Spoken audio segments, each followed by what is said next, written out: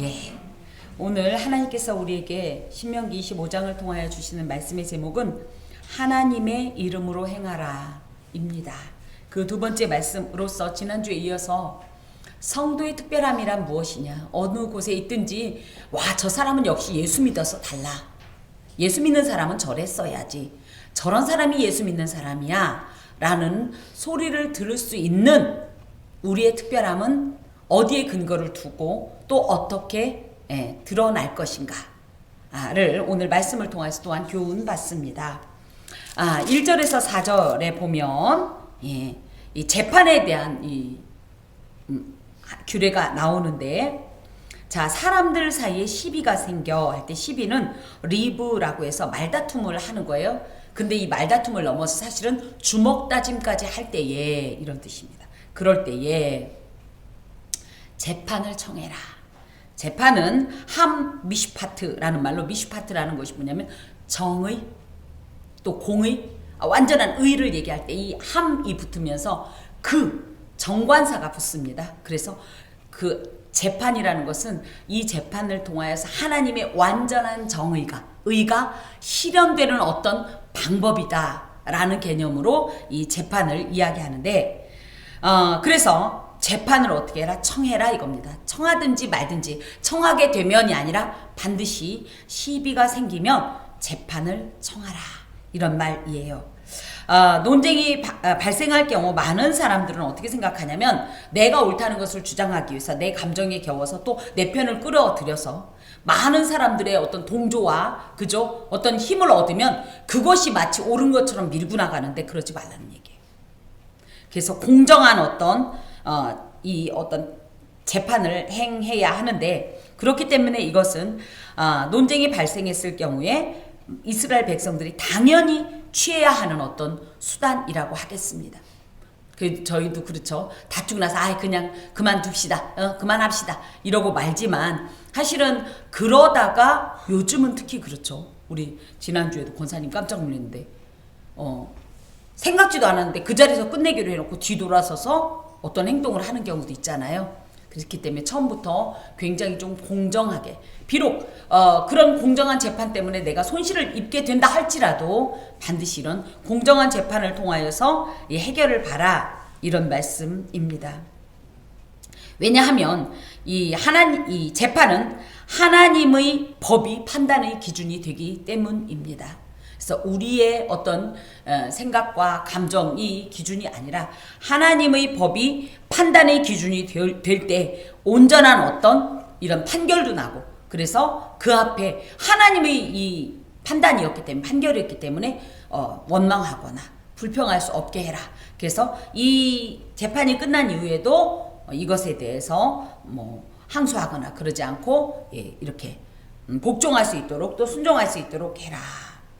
특히 재판을 통하지 않고 사적으로 문제를 해결하게 되면 아무래도 힘이 없고 돈이 없는 약자들이 피해를 볼 가능성이 굉장히 높다. 우리나라도 운전하고 가다가 탕 부딪혔어요. 그럼 갑자기 뭐예요? 자기가 그렇게 해놓고서 갑자기 뒷목 잡고 나와서 나 국회의원 보좌관 누군데? 막 이러고 나오면 당신 고발할 거야. 내가 무슨 경찰청 그 청장을 하는데 말이야.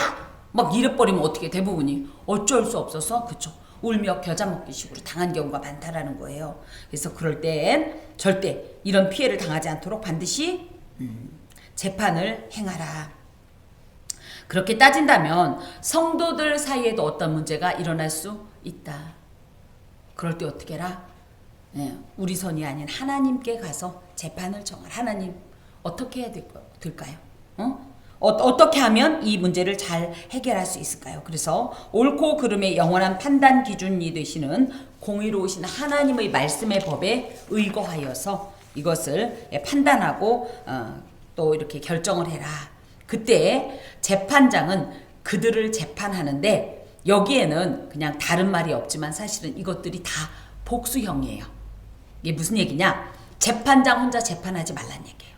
반드시 둘 이상의 재판관의 참여로 재판의 객관성, 모두가 보아도 그렇다고 할 수 있고, 또 공정성, 누가 보아도 이의를 제기할 수 없는 이 공정성을 준수하고 기하기 위해서 반드시 복수형의 재판관들이 그들을 재판할 때 어떻게 하냐면 악인은 어떻다, 의인은 어떻다고 해야 돼요. 죄 없으면 의롭다고 해야죠. 또 악인은 죄가 있으니까 어떻게 돼요? 정죄해야 된다는 얘기예요. 그런데 이런 말들이 참 안타깝게도 요즘 세상은 어떻습니까? 응? 예, 그 유명한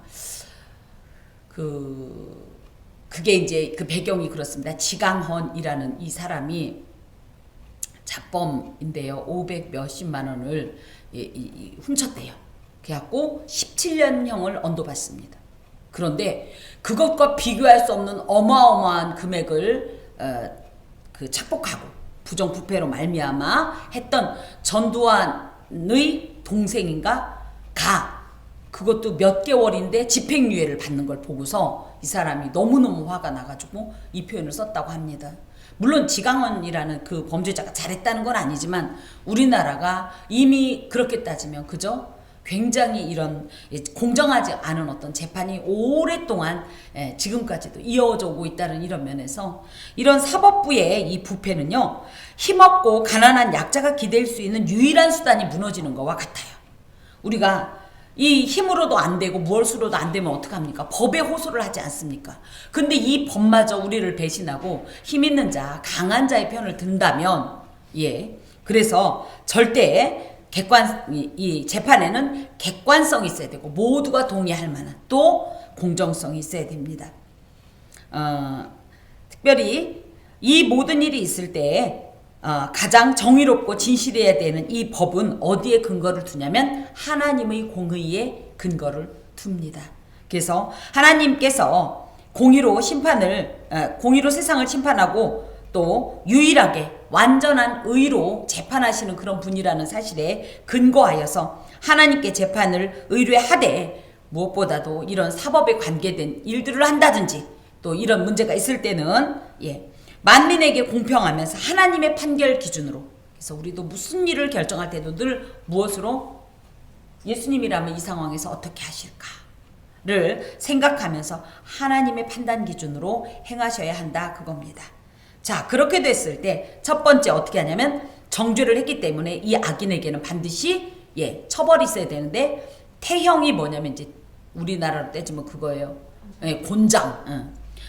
곤장이 합당하면, 예를 들어 곤장이 합당하면, 근데 그 다른 이런 어떤 게 없어요. 그래서 아마 그러니까 이 태형이 가장 일반적인 어떤 이런 징계법이 아니었나 싶습니다. 그렇지 않으면 돌로 쳐 죽이라 뭐 이렇게 돼 있고요. 또 이런 심각한 이 형법에 관계된 게 아니면 어떻게 돼요? 뭐 좀 종교적으로 부정하면 진영 밖에 나가 있어라, 뭐 격리시키는 이 정도였죠.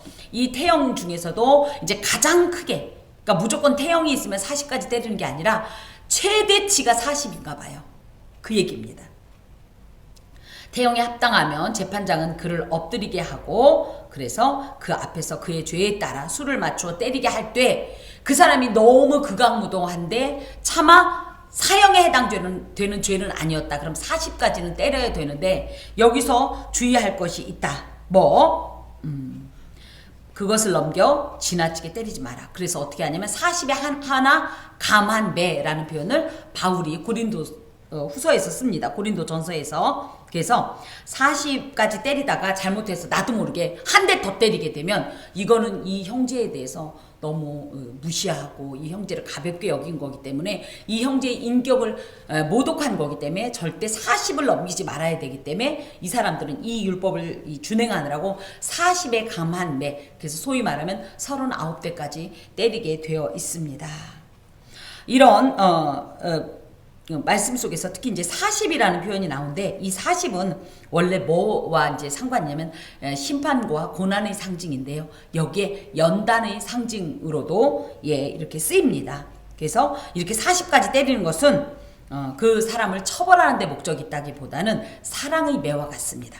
그래서 교화시키려고 이 사람을 잘못된 것을 돌이키게 하려고 주는 어떤 이런 징계라는 것.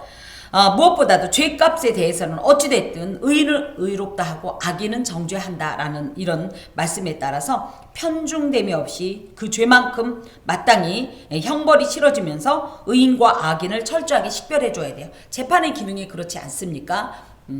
그래서 너는 예를 들어 뭐 전혀 이쪽에서 잘못이 없고 이쪽만 잘못했을 수도 있죠. 이걸 요즘 우리 운전할 때 뭐라 그래요? 1대 100이라고 하나요? 100대 0이라고 하나요? 퍼센테이지로 따지죠. 이 사람은 0이다, 이 사람은 100이다. 그럼 이 사람만 이제 최대치의 어떤 형벌을 받겠지만 너도 이런 면에서는 잘못했어. 그러면 소위 말하면 30대 70이라든지 뭐 50대 50이라든지 뭐 10대 90이라든지 이런 식으로 정확하게 판결을 하라는 거예요. 그렇지만 비록 악인이라 할지라도 절대 과도한 처벌은 하지 마라. 늘 법 집행을 할 때의 그 목적이 상대의 현재의 죄악에 대한 어떤 이런 징계와 함께 할 수만 있으면 이런 채찍으로 인하여서 다시는 그런 행동을 하지 못하게 하는데 목적을 둬야지 감정을 다 담아서 행하면 안 된다. 근데 이런 면에서 우리가 좀 실수하는 면이 있다. 이제 죄송해요. 저희는 이제 자녀를 웬만큼 키웠기 때문에 매로 다스릴 때가 안 됐어요. 이제 지났어요. 이제 우리 진 집사님, 매로 안 다스리겠지만 우리가 행하다 보면 어때요? 우리의 감정이 막 북받쳐서 원래는 그 사랑하는 형제, 나의 자녀도 형제고 자매잖아요. 그 자매를 존중했어야 되는데 어떡하죠? 원래는 저걸로 한 대만 때리려고 했는데 얘가 막 도망다니다든가 그죠? 우리의 마음을 거스르면 한 대가 갑자기 몇 대가 되는 거죠? 수를 헤아릴 수가 없죠. 왜냐면 막 보이는 대로 막 때리니까. 이러면 성경적이지 않다. 하나님의 의를 이루는 것이 아니다. 이제 저도 이제 곧 저희 집에 이제 이렇게 아기가 태어날 텐데 이 친구들한테 이 자녀들한테 이 얘기를 하려고 합니다. 비록 너희들은 엄마한테 그렇게 당했지만 절대 그러지 마라 이런 얘기를 하려고 합니다. 그래서 절대 지나친 보복은 하지 말고 항상 목적이 받은 그대로 그러니까 동해보복법보다 조금 더 이 완화된 법일 수도 있어요. 그래서 동해보복법은 뭡니까? 네가 나를 상하게 했어. 그럼 너도 눈. 이랬다면 요런 어떤 재판을 통한 이런 판결에서는 비록 눈이지만 조금 더 이것보다는 그 목적이 갚는 데 목적이 있는 게 아니라 변환되는 데 목적을 두기 때문에 조금 더 완화되고 유연한 어떤 법 적용이 아닌가 싶습니다. 또 곡식 떠는 소에게 망을 씌우지 마라.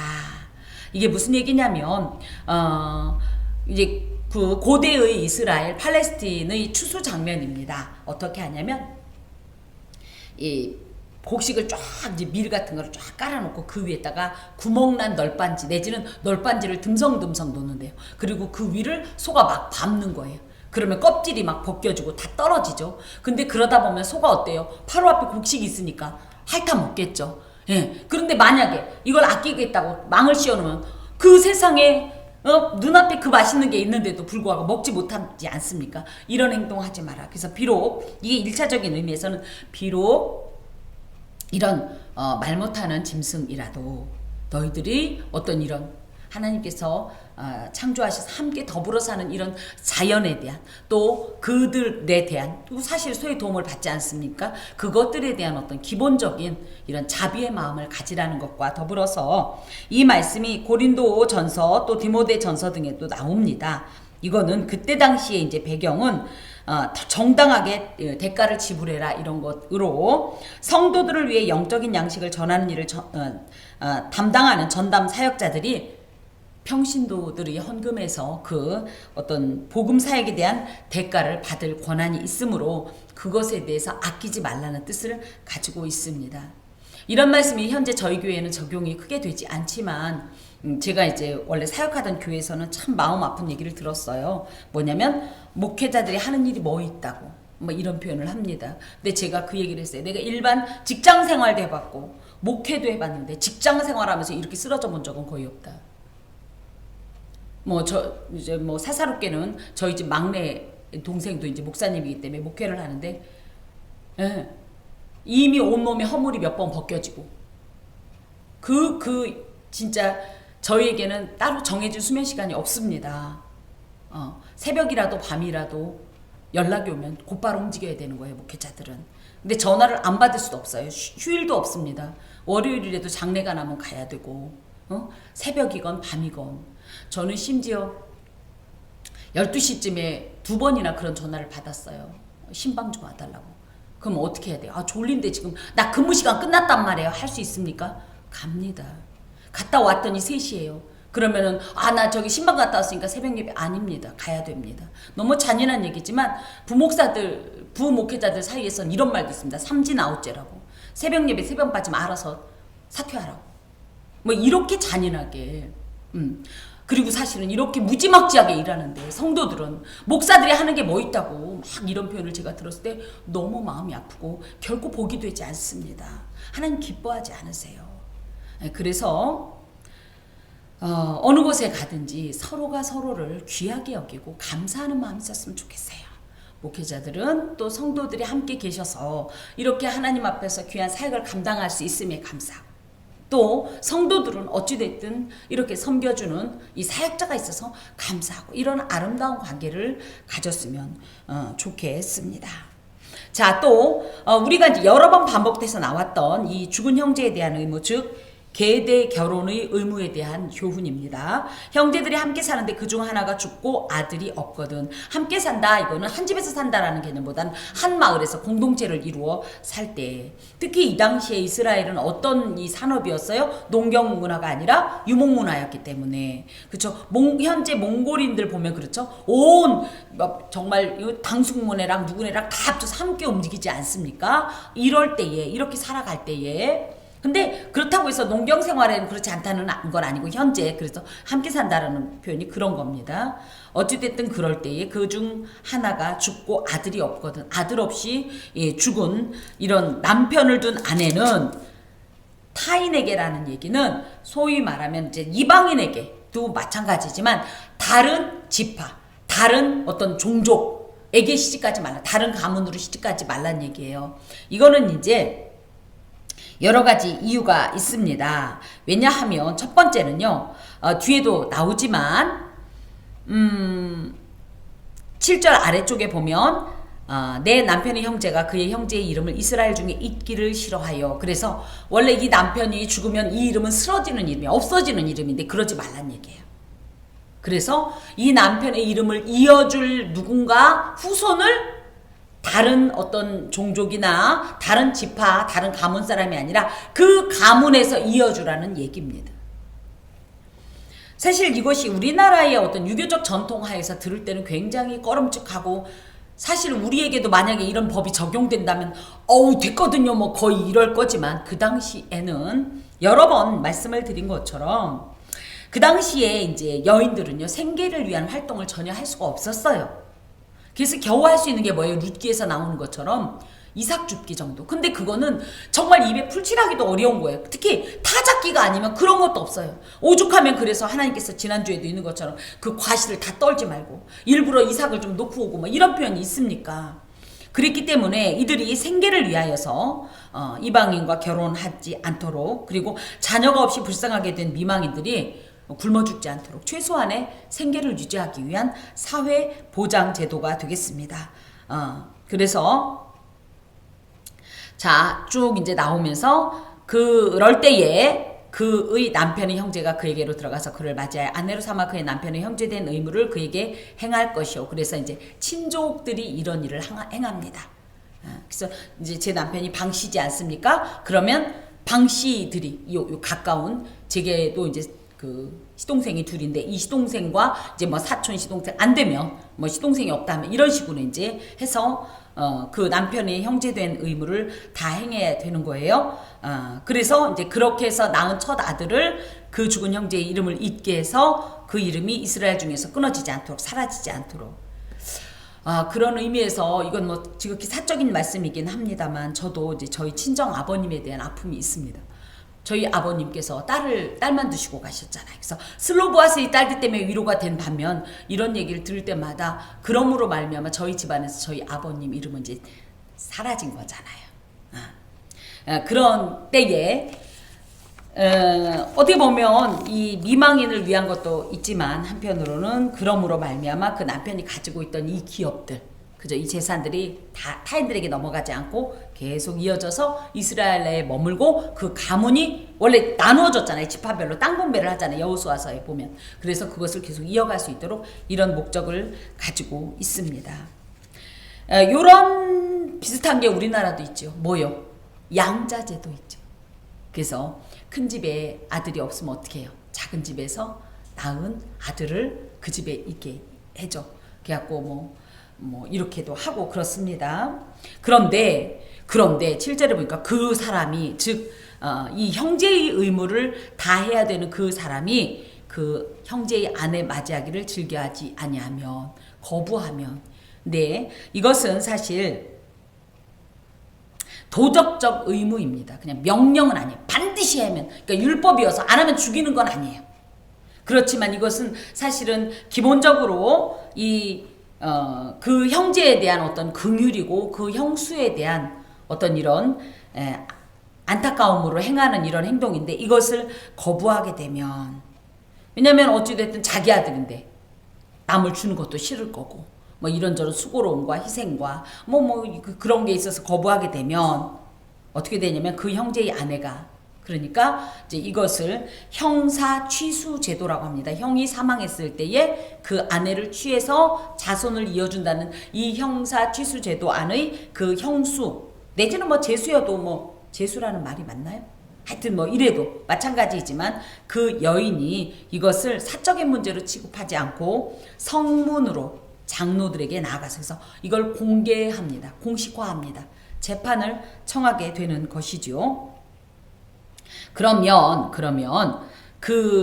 그러면서 이제 그 여인이 내 남편의 형제가 그의 형제의 이름을 이스라엘 중에 잊기를 싫어하여 남편의 형제된 의무를 내게 행하지 않습니다. 라고 고발을 하게 되면 8절에 그 성읍 장로들이 그 자신의 의무를 다하지 않겠다고 거절한 그를 불러다가 설득을 합니다.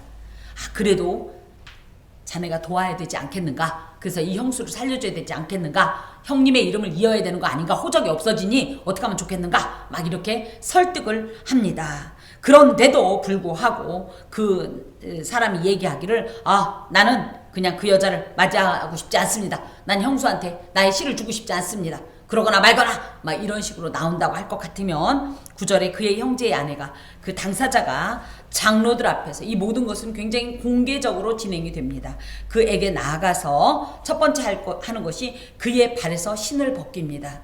이 발에서 신을 벗긴다는 것은 무슨 의미냐면 현재 신을 신고 그 노예는 신을 벗죠. 소유가 없다는 뜻입니다. 근데 신을 신으면 뭐예요?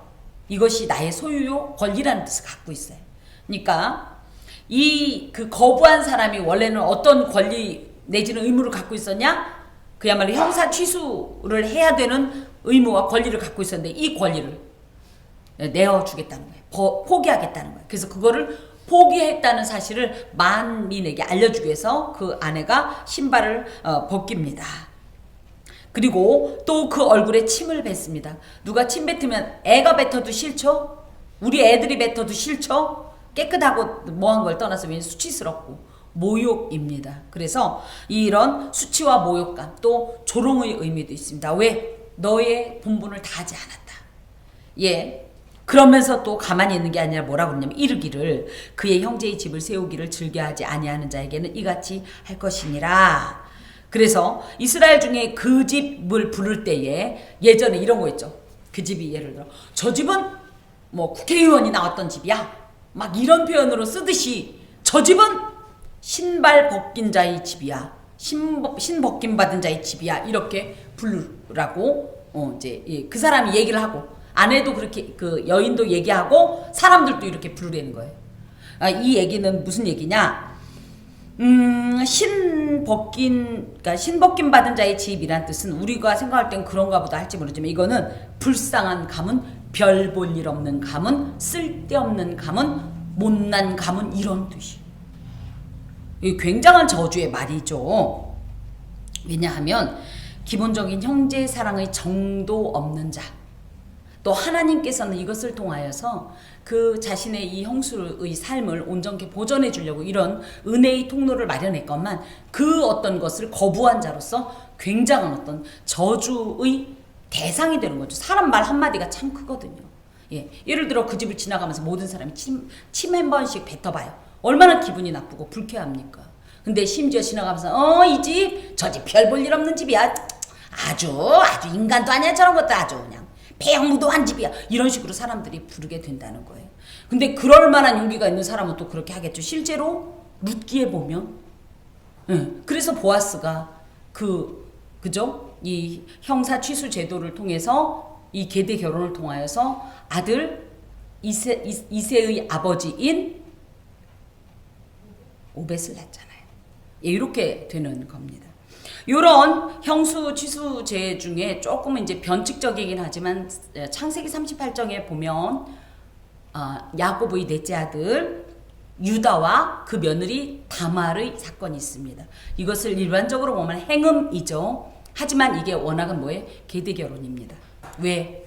이 다말이 원래는 뭐예요? 이 시동생들을 통하여서 자손을 얻고자 하였는데 유다가 어떻게 했어요? 막내 아들 죽을까봐 안 줬잖아요. 그리고 다말을 친정으로 보냈잖아요. 그러니까 어떻게 해요? 그래도 어찌됐든 그 집의 가문을 잇기도 해야 되고, 다말로서는 또 그래서 그 친족의 범위에 생해야 되는데, 아들 막내는 어리다고 했으니까, 이렇게 해서 유다가 나중에 얘기하는 거야. 네가 나보다 옳다. 사람들은 이것만 보고 뭐 이런 더러운 종교 경전이라면서 이런 얘기가 있어 하지만 이 법으로 따진다고 할 것 같으면 옳은 겁니다. 놀랍게도 이런 계대 결혼을 통하여서 예수가 나시죠.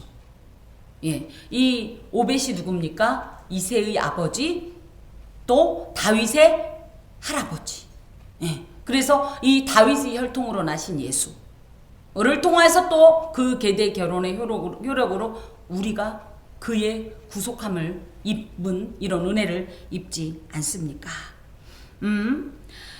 특히 우리가 이제 이 말씀을 통해서 지금도 그러니까 계대 결혼을 하라는 것이 아니라 공동체 내에서 형제로서의 의무가 있다면 어떤 이해타산, 그래서 이렇게 하면 내가 손해인데 저러면 뭐 이런 이해타산적인 어떤 이런 계산에 의해서 행동하기보다는 하나님의 마음으로 본래의 어떤 그 목적, 그 본질을 기억하고 그것을 통하여서 행하시고 특히 형제로서의 의무를 기피하거나 외면하지 마시라 이 말씀입니다. 자, 11절부터 12절까지는 독특한 말씀이 나오는데요. 두 사람이 서로 싸울 때 이 두 사람은 성경에서요. 사람 이러면 남성들을 의미합니다. 다그 여자가 사람이 아니라는 건 아니지만 늘 말씀드린 대로 이 she라는 말은 영어의 man과 같아요. 근데 여성을 isha 그래서 woman이라고 하지만 그냥 사람이라고 하면 일반적으로 남자 그냥 그 보통 명사입니다. 근데 여기서 이제 아내라는 얘기가 나온 것을 봐서 이제 남자인데요. 두 사람이니까 이 집 남편과 내 남편이 서로 싸우고 있는데 그때에 가만히 보니까 저러다가는 내 남편이 크게 당할 것 같은 거예요. 그래서 적극적인 이 아내가 자신의 남편을 위기로부터 구하려고 손을 뻗어서 상대 남자에게 폭행을 행하는데 가장 치명적인 행동을 하는 거죠. 저도 이제 어렸을 때는 축구 선수들 공 맞으면 막 쓰러질 때마다 저 정도일까? 그런데 많이 그렇다더라고요. 예. 그래서 가까이 가서 손을 벌려 그 사람의 음낭을 잡거든.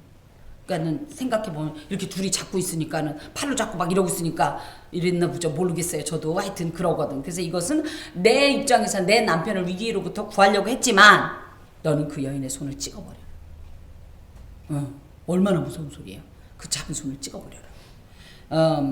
왜냐하면 첫 번째 이것은 그 상대방 남성에 대한 치명적인 인격 모독 행위에 해당이 된다는 거예요.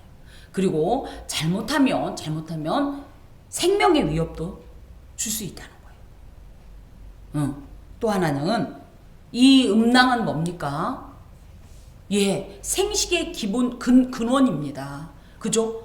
그러니까 이 생식력을 위협하는 이런 행동 하나님 뭐라고 그랬어요? 우리 보고 생육하여 땅에 번성하라. 이런 복을 주신 것을 이 사람이 의도적으로 차단하는 행위이기 때문에 하나님께서 그 행동을 몹시 아주 악하게 보시는 겁니다. 특히 또 하나는 여성으로서 다른 남자의 이 음낭을 잡는 행동은 굉장히 정숙하지 못하고 품위 없는 행동으로 치부됩니다. 이런 말씀은 어떤 의미냐? 이기기 위해서 수단과 방법을 가리지 않고 이기지 마라 이거예요. 적어도 어떤 행동을 할 때 예수 믿는 자로서의 품위, 성도들의 예수의 인격으로 행동하라는 얘기입니다. 이기려고 치면, 나한테 내가 손해 안 보려고 치면 뭐 수단 방법 가리지 말고 무조건 해라가 아니라 아무리 그래도 적어도 성도로서의 기본적인 품위를 지키고 너무 치명적인 이런 위해를 가하지 말라는 얘기예요. 이 말씀에 제가 참 부딪힙니다. 저는 이렇게 이제 누군가 무슨 얘기를 할 때, 야, 근데 무서운 게 왜 이런 저의 혀를 제 자녀가 닮았는지 모르겠어요. 뭐냐면 이 사람이 다시는 제기하지 못할 정도로 치명적인 말을 해서 나한테 못되들게 하려고, 이기려고. 이 습관이 오래전에 있었어요. 지금은 많이 수정이 됐습니다. 하나님께서 그 극한 말을 한 것 때문에 여러 번 저한테 말씀을 하셨기 때문에 지금은 참 많이 참습니다. 근데 어렸을 때는 뭐 극단적인 말도 막 서슴지 않았었어요. 젊은 시절에도. 왜? 이기려고. 그런데 그런 행동을 하고 나면 이게 뭡니까? 하나님의 영광을 가리거든요.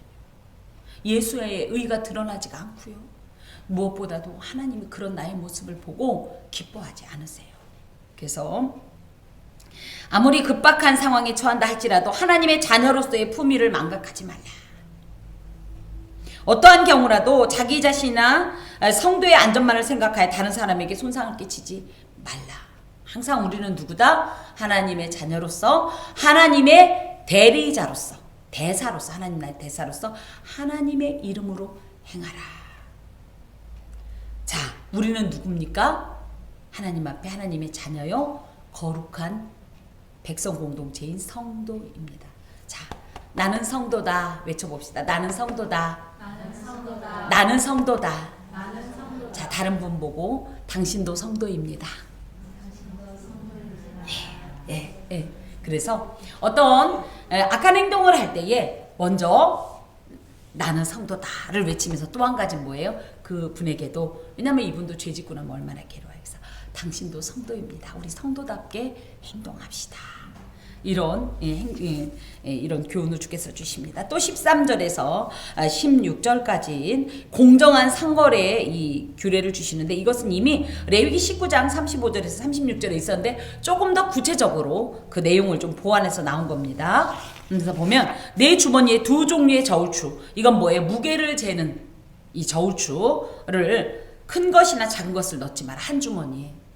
또 내 집에 두 종류의 되는 뭐예요? 어떤 양이나 부피를 측량하는 이런 도구인데 이것을 큰 거나 작은 거로 집에다 두지 마라. 왜 주머니에다가 큰 것과 작은 것을 넣느냐? 어떻게 속이려고? 예를 들어 마음 좋게 생긴 어떤 사람이 왔어요. 근데 보니까 약간 좀 어리버리한 것 같아. 그럼 그러면서 이때 당시 저울추는 지금의 그런 저울추가 아니라 돌이었어요. 돌. 그 양에 맞는 돌. 근데 돌을 만지작 하다가 적당히, 그죠? 그래서 물건을 살 때는 무거운 추를 넣고 팔 때는 가벼운 추를 넣어서, 되도 마찬가지고. 이런 식으로 하면 사실은 굉장한 이득을 얻지만 이것은 부당한 이득으로서 무엇보다도 그 사람은 예를 들어 어리석어서, 내지는 그 사람은 저처럼 제가 그렇거든요. 막 고르지도 않고 주세요. 그래가지고 요즘은 조금 지혜로워져서 이렇게 얘기합니다. 사장님 보시기에 좋은 거 주세요. 저는 그 사장님을 믿었지만 그 사장님은 호구구나 이랬는지 집에 가면 겉에는 멀쩡한데 속은 막 그런 거 있더라고요. 그 다음에 또 가고 제가 또 그렇게 똘똘한 척하면서 그런 걸 못해. 저번에 주신 거요. 뭐 이렇게 말 못하고 내가 저 집을 안 가면 안 갔지 이러고 말더라고요. 근데 이런 거 하면 안 된다는 얘기. 왜? 그 사람은 그냥 넘어갔을지 모르지만 그것을 보시는 분이 계시다. 누구? 하나님. 그래서 하나님 앞에서 사람의 눈을 속이는 가증한 일을 행해서는 안 된다. 절대 우리가 늘 행할 때 누구 앞에서? 하나님 앞에서, 하나님의 이름 앞에서, 하나님의 눈동자 앞에서, 얼굴 앞에서 행하는 것으로 기억하시고 행동해라. 또 한 가지 여기에다가 뭐라고 그러냐면 아예 넣지 말래요. 13절에 보니까 뭐예요? 주머니에 넣지 말라. 또 집안에다 두지 말라. 이건 뭐예요? 있으면 나도 모르게 만지작만지작하면서 갈등을 한다는 거죠. 그쵸? 설령 평소에 사용하지 않더라도 주머니에 보관하는 것 자체가 이미 가능성이 있다는 거. 그런 악행을 할 가능성. 그래서 아예 그 악의 가능성조차도 철저하게 차단해라.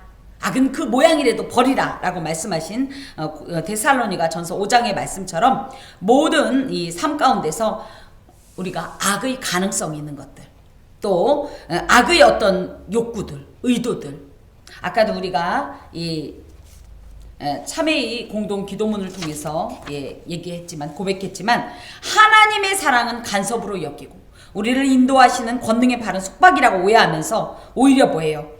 마귀의 음성에는 귀를 기울이고 그의 요구에 적극적으로 응하고 하나님의 말씀에 순종하지 않으면서 마귀의 음성에는 막 적극적으로 순종하고 하지 말란 얘기예요. 그래서 아예 그 가능성부터 애초에 단절하라는 말씀입니다.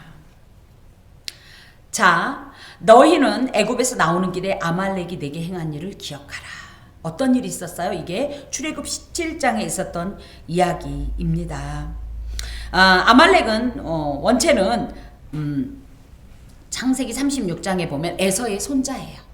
그렇기 때문에 지난주에 어떤 말씀이 있었냐 할 것 같으면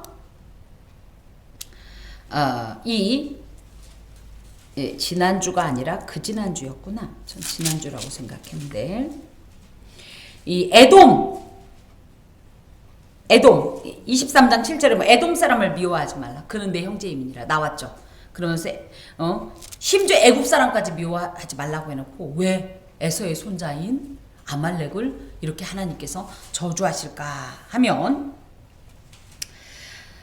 사실 출애굽기 17장에 있는 아말렉과의 전투 그거 알죠? 모세가 그죠? 앉아서 손 들면 그게 이거예요. 왜 이런 전투가 일어났냐고 할 것 같으면 이 전쟁이 왜 문제가 됐느냐 할 것 같으면 이미 이 아말렉은 당시 세계 최대 강국인 애굽에서의 10가지 재앙 얘기를 이미 들었어요. 우리도 미국에서 무슨 일 있으면 웬만하면 다 듣잖아요. 그리고 바로 옆에 있었기 때문에 얘기를 다 들었단 말이에요. 그러면서 무엇을 알았어야 했냐면 하나님이 어떤 분이신가를 알았어야 했어요. 그리고 이 하나님이 이 백성을 이렇게 건져내신 이유가 무엇이며 이 백성은 하나님께 어떤 존재인가를 알았어야 했어요. 알았다 몰랐다? 소식을 못 들은 것도 아니고 알았는데도 불구하고 무시했다. 이게 뭐와 같으냐면 하나님을 두려워하지 않았다. 하나님의 하나님 되심을 인정하지 않았다. 지금 그겁니다. 특히 애굽 이 내용이 이제 18절에 나오는데 애굽을 이들이 이제 탈출하고 나서 이미 이 탈출하면서 사실은 이들이 한 일이 없는 것 같지만 얼마나 긴장이 됐겠습니까? 그죠? 그러면서 또 앞날에 대한 불안감도 얼마나 있겠어요. 그죠? 그러면서도 어찌됐든 하나님의 이 행군 명령에 따라서 따라가고 있을 때에 특히 많은 어린아이들, 노약자들은 뒤로 쳐졌단 말이에요. 그랬을 때 어떻게 했어요? 이 뒤를 후미를 이 침략함으로 말미암아 굉장히 이런 악한 행동을 한 거예요. 저 전쟁에서 뭐라 그래요? 여자와 어린아이와 노약자는 건드리지 마라. 그래서 지금도 이스라엘과 그 전쟁할 때 야 민가에 떨어뜨렸냐 안 떨어뜨렸냐 이런 걸 보지 않습니까? 그런데 그런 행동을 했다는 거예요. 그것이 뭐다? 결국은 하나님을 두려워하지 않고 하나님의 권위에 도전하는 매우 교만하기 짝이 없는 태도로서 그 사람들을 어떻게 해라? 기억하라는 얘기가 새겨라. 그리고 뭐 하라? 그들에 대한 기억을 지워버리라는 얘기는 무슨 얘기예요? 또 이들에 대해서 다시는 하나님의 자비나 긍휼을 베풀지 말라 이런 뜻이에요. 이게 이제 실제적으로 사무엘 상해 15장에 보면 사울이 아말렉과의 전투를 통하여서 정말 아말렉을 많이 진멸했고요. 그리고 최종적으로 에스더서에 보면 하만, 에스더의 원수였던 하만 기억나세요? 그 하만이 어디 출신이에요? 아각 사람 하만, 아말렉 출신입니다. 그래서 그때 유대인들이 다 어떻게 했어요? 이 이방인들을 비롯한 이 아말렉 사람들을 완전히 진멸한 이런 역사적 사건이 있습니다.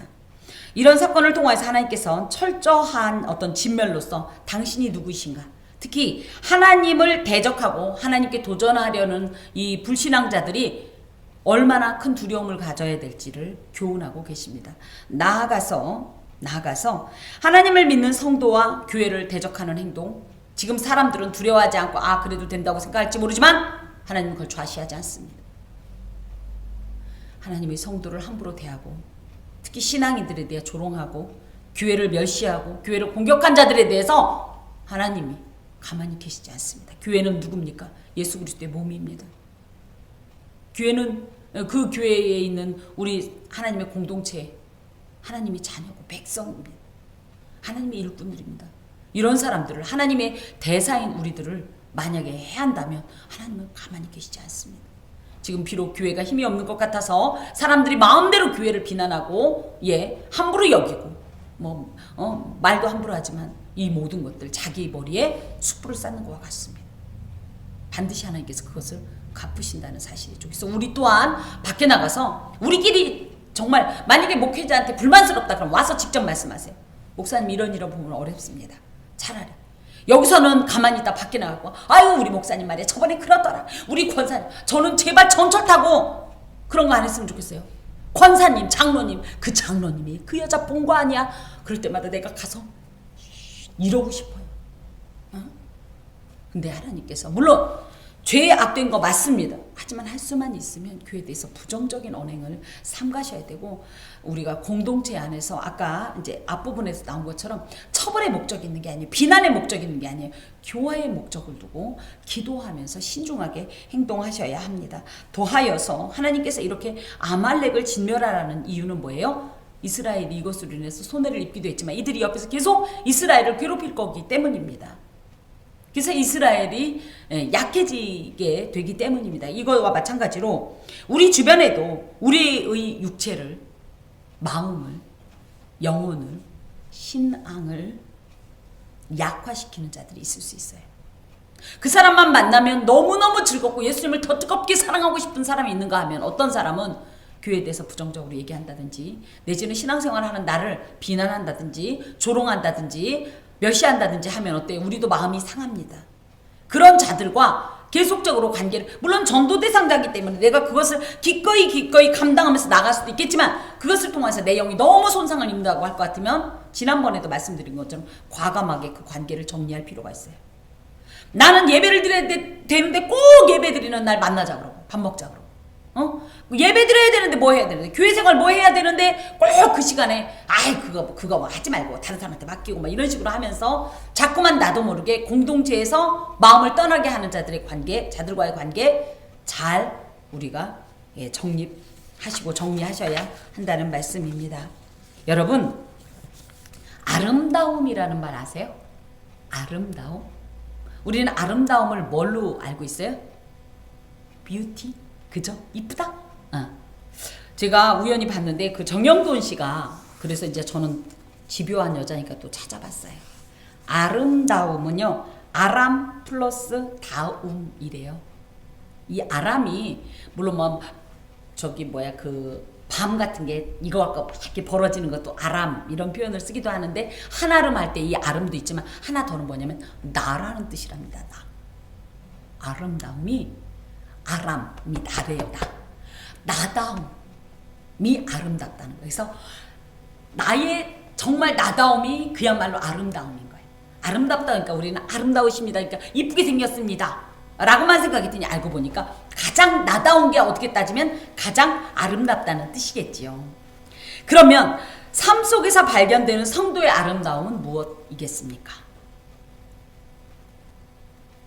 진정 하나님의 이름으로 행하는 것이지. 이것이 성도의 아름다움, 성도의 성도다움 아니겠습니까? 그래서 언제나 하나님의 이름으로 무엇이든지 행해야 됩니다. 하나님 앞에서 행해야 됩니다. 그런 의미에서 좀 구체적으로 말에 대해서나 또 생활에 대해서 정직한 태도를 가지십시오. 또 형제 사랑과 이웃 사랑을 기본적인 우리의 의무로 생각하십시오. 하나님 믿는 사람은 정말 우리끼리만이 아니라 예수 안 믿는 자들, 교회 밖에 있는 자들이라 할지라도 그래서 특히 동네에서 파지를 주우신다 할지 저도 지난번에 그 차를 좀 맡기고 이러고 나오는데 한 어르신이 그 커피를 이렇게 드시면서 근데 너무 이렇게 남루하시고 너무 모습도 그렇고 이렇게 파지를 주워 가시길래 제가 얼른 그 차에 봤더니 건빵이 몇 봉지가 있는 거예요. 제가 그걸 어머니 그런 다음에 막 가서 그걸 드렸더니 막 눈물이 그렁그렁할 정도로 감사해 하는 거예요. 근데 너무 감사하게 거기에 부천 함께하는 교회 이게 이제 붙어 있잖아요. 그래서 제가 이걸 주셔도 되냐고 해서 제가 얼른 얘기했죠. 늘 하는 말대로 교회는 원래 그런 데예요. 교회는 원래 그런 데예요. 그랬더니 내가 이걸 이렇게 아이고 누구신지 해서 아니요. 하나님 주시는 거예요. 그래서 제가 드렸습니다. 우리 예수 믿는 사람은 이것이 저걸 주면 이런 거 없이 그저 기본적으로 사랑을 베푸는 것이 예수 믿는 사람들의 기본적인 이 대사회적 의무입니다. 해두고만 안 해두고만이 아니라 누가 무슨 일이 있으면 그래서 제가 늘 호주머니라도 뭐라도 넣고 다니는 이유가 그러다 보니까 어떤 날은 또 안 주다가 보면 다 찐득찐득 붙고도 하지만 그런 마음으로 행하십시오. 또 부정직하고 부패한 세상 속에서 우리는 우리만은 달라야 합니다. 모두 다 그렇다고 해서 같이 따라가지 마세요. 제발. 영적 고집도 가지시고 자존감도 가지시고 의지도 가지십시오. 그래서 이런 부패한 세상 속에서 빛과 소금이 되어서 구별되는 삶. 이기적인 마음을 버리고 이타적인 마음. 그래서 내가 아닌 나 외의 누군가를 향해서 그 마음을 전하고 그 마음속에 누구의 사랑을 담아 하나님의 사랑을 담아 하나님의 이름으로 행하란 말씀입니다. 무엇보다도 성도로서의 품위와 명예를 지키십시오. 수단 방법 가리지 말고는 절대 안 됩니다. 특히 타인의 약점을 악용하여서 그에게 상처를 주거나 아프게 하는 행동도 하지 맙시다.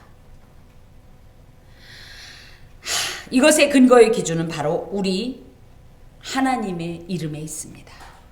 그러므로 우리는 하나님의 이름으로 행하여야 할 백성이요, 자녀요, 일꾼이요, 대사로서 언제나 한 걸음 한 걸음을 하나님의 이름으로 행하시기를 간절히 바랍니다.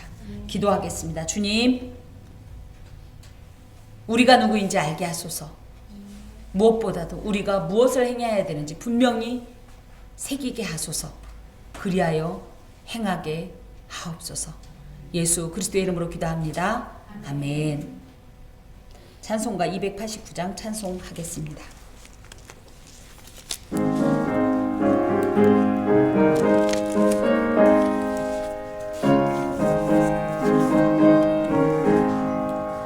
주 예수 내